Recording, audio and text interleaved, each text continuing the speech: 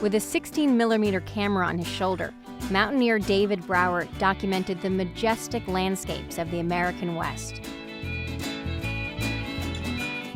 As the uncompromising leader of the Sierra Club, he battled to protect natural wonders, from redwood forests to desert canyons. My father's passion for the environment, it was like a religious fervor. He liked it when people said he was unreasonable. That was a compliment to him. David Brower's fight for wild America, next in Monumental.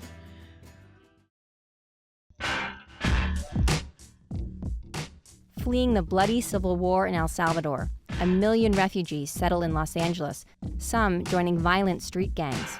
This area, there's about 14 gangs.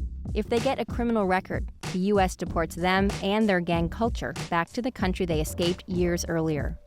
I have to pray to God to keep me away from any rival gang member because, he's gonna shoot me right in the head. A vicious cycle of violence plagues a tiny country. Next in Fruits of War. Just 12 miles north of San Francisco lies the Bolinas Lagoon, a saltwater estuary teeming with wildlife. 85% of all fishes off the continental shelf grow up in estuaries. They're very special places, and there are very few of them left. For the last 20 years, the deep-water lagoon has been silting up, and a debate rages over how or whether to save it.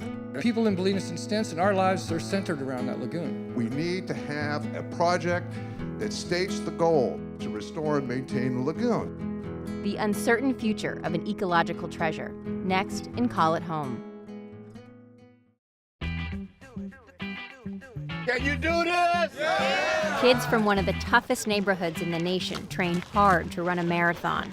21 days, 15 hours, 51 minutes until we leave to LA. There will be no wimping out. There will be no wimping out. My feet, they're killing me. Owie, owie. Running 26.2 miles takes courage. Growing up in East Oakland takes more. Even if I try to make this work, it's not gonna work. How do you know? You gotta do this. It's a mind thing, okay? Everybody talk about how bad Oakland youth are. We're gonna show them what really tough kids from Oakland come from. Sweat, blisters, and tears. Next in Runner's High.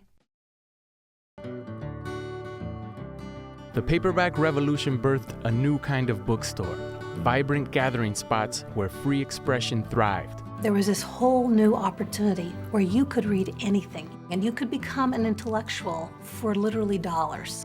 But today, independent bookstores face extinction. There were a lot of revolutions going on between the 70s and the 90s, all of which cut against my store. 2 landmark bookstores on the ropes, next in Paperback Dreams.